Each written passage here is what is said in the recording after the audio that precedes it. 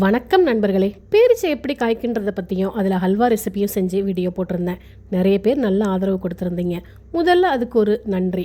இன்னைக்கு சிவப்பு பேரிச்சை வச்சு ஒரு கேக் ரெசிபி தான் பண்ண போகிறேன். நான் முறையாக ட்ரை பண்ணது பிஸ்கட் கேக்கு தான். அதுவும் ரொம்ப நாளைக்கு முன்னாடி. அதுக்கப்புறம் இப்போ தான் சிவப்பு பேரிச்சையில் ஏர் ஃப்ரையரில் கேக் செய்ய போகிறேன். ஹெல்த்தி அண்ட் டேஸ்டியான சிவப்பு பேரிச்சை கேக்கு எப்படி செய்யலான்னு பார்க்கலாம் வாங்க. முதல்ல தேவையான பொருட்கள் என்னென்னு பார்த்துடலாம். சிவப்பு பேரிச்சை 15, காய்ச்சி நல்லா ஆற வச்ச பால் 1/2 கப்பு, கோதுமை மாவு 1 கப்பு, முட்டை 1, butter 3 spoon, baking soda 1/2 spoon, சீனி 1/2 கப்பு, பொடியாக நறுக்கிற நட்ஸு சிறிதளவு.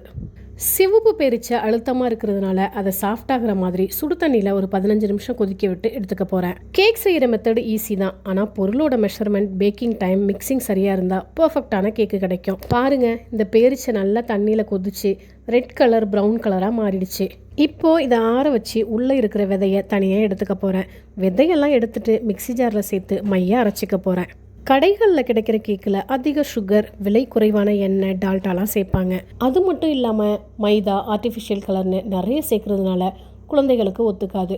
ஸ்கின் அலர்ஜியும் கூட வரலாம். இதை நான் சொல்லலைங்க, கேக் பேக் பண்ணி சேல் பண்ணுற என்னோடய ஃப்ரெண்டே சொன்னாங்க. சீக்கிரம் கெடாமல் இருக்க ப்ரிசர்வேட்டிவ்ஸ் அதிகம் சேர்க்குறாங்களாம். ஸோ நம்ம பசங்களுக்கு வீட்டிலையே செஞ்சு கொடுத்தா கடைகளில் சாப்பிட்றதும் குறைஞ்சிடும். பேஸ்ட் ரெடி ஆயிடுச்சு. கொஞ்சம் அகலமான பாத்திரத்தில் அரைச்ச பேஸ்ட்டு சேர்த்துட்டு 1/2 கப் காய்ச்சி ஆற வச்ச பாலை சேர்த்து நல்லா மிக்ஸ் பண்ணிக்கிட்டேன். நல்லா கலந்தோன்னா 3 ஸ்பூன் பட்டரையும் ஒரு எக்கையும் உடச்சி ஊற்றிட்டு அதையும் மிக்ஸ் பண்ணிக்கிட்டேன். இப்போது நம்ம நல்லா பீட் பண்ணிக்கலாங்க.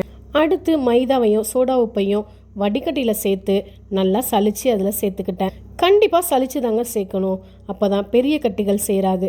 மாவு நம்ம சலிக்கிறப்போ மாவு துகள்களுக்கு இடையில் காற்று இருக்கிறதால மாவு வெயிட் இல்லாமல் லைட்டாக மாறி கேக்கு நல்லா உப்பி சாஃப்டாக இருக்கும். இதோட நான் 1/2 கப் சுகர் சேர்த்து மிக்ஸ் பண்ணிக்கிட்டேன். சுகர் சேர்த்த கிளிப்பு மிஸ் ஆயிடுச்சு, அதனால தான் இதில் காமிக்கல நண்பர்களே. மாவில் சேர்த்ததுக்கப்புறம் ஜென்டிலாக தான் மாவை கிளறணும், பீட்லாம் பண்ணக்கூடாது. ரொம்ப பீட் பண்ணால் க்ளூட்டன் ஜாஸ்தியாக வெளில வந்து கேக்கு ரப்பர் மாதிரி ஆகிடும். பேட்டர் ரெடி ஆயிடுச்சு. ஏர் ஃப்ரையரை 170 டிகிரி செல்சியஸில் 3 நிமிஷம் ப்ரீஹீட் பண்ணிக்கிட்டேன். கேக் பேக்கிங் டின்னில் கீயை தடவிட்டு பேட்டரை சேர்த்து நல்லா டேப் பண்ணிக்கிட்டேன். அப்போ தான் மாவு சமமாக எல்லா இடத்துலையும் பரவும். காற்று இருந்தாலும் மேலே வந்து உடஞ்சிரும்.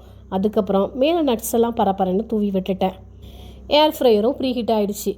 பேஸ்கெட்டை திறந்து கேக் டின்னை வச்சுட்டு கேக் ஆப்ஷனில் 120 டிகிரி செல்சியஸில் 20 நிமிஷம் வச்சு செட் பண்ணிக்கிட்டேன். கேக் டின்னை க்ளோஸ் பண்ணி வைக்கக்கூடாது. க்ளோஸ் பண்ணி வச்சோன்னா கேக்கு மேலே எழும்பி உப்பி வர முடியாமல் மாவு மாதிரி கெட்டியாகிடும். திறந்து வேக வைக்கிறப்ப மேலே கொஞ்சம் கிறிஸ்பியாகவும் சூட்னால கலரும் கிடைக்கும். 20 நிமிஷத்துக்குள்ளே கேக் வேகலைன்னா நீங்கள் ஃபாயில் பேப்பர் மேலே போட்டு மூடி ஒரு 5 அல்லது 10 நிமிஷம் வேக வச்சுக்கலாம். இது கேக்கு அடிப்பிடிக்கிறத தடுக்கும். இந்த மாதிரி நம்ம வீட்டிலையே கேக் செய்து சாப்பிட்றதால குறைஞ்ச செலவில் அதிக அளவு செஞ்சு சாப்பிடலாம். கேக்கு ரொம்ப ஃப்ரெஷ்ஷாகவும் மணமாகவும் இருக்கும். நான் சுகர் சேர்த்துருக்கேன், நீங்கள் அதுக்கு பதிலாக நாட்டு சக்கரை கூட சேர்த்து செய்யலாம். நம்ம வீட்டில் உள்ளவங்களுக்கு நம்ம கையாலேயே ஆரோக்கியமான ஒரு சாப்பாடை செஞ்சு தரும்போது வர்ற மகிழ்ச்சியும் மனநிறைவும் தனி தான். கேக்கு நல்லா வெந்துட்டு இனி இதை நான் நல்லா ஆற விட்டு என் ஹஸ்பண்ட் ஆஃபீஸ்லேருந்து வர்ற வரைக்கும் நானும் கேக்கும் வெயிட் பண்ணிவிட்டு வந்தோன்னே சாப்பிடுவோம். என்னோடய ஹஸ்பண்டும் வந்துட்டாங்க. கேக்கும் கட் பண்ணியாச்சு. கட் பண்ணி பார்த்தா கேக்கோட நடுப்பகுதி லைட் ப்ரௌனாகவும் ஓரங்களில் அந்த சிவப்பு பேரிச்சையோட சிகப்பு கலரும் இருந்துச்சுங்க. பார்க்க அழகாக இருந்துச்சு. சாஃப்டாக பஞ்சு போல் இனிப்பாக டேஸ்ட்டாக செம்மையாக இருந்துச்சு.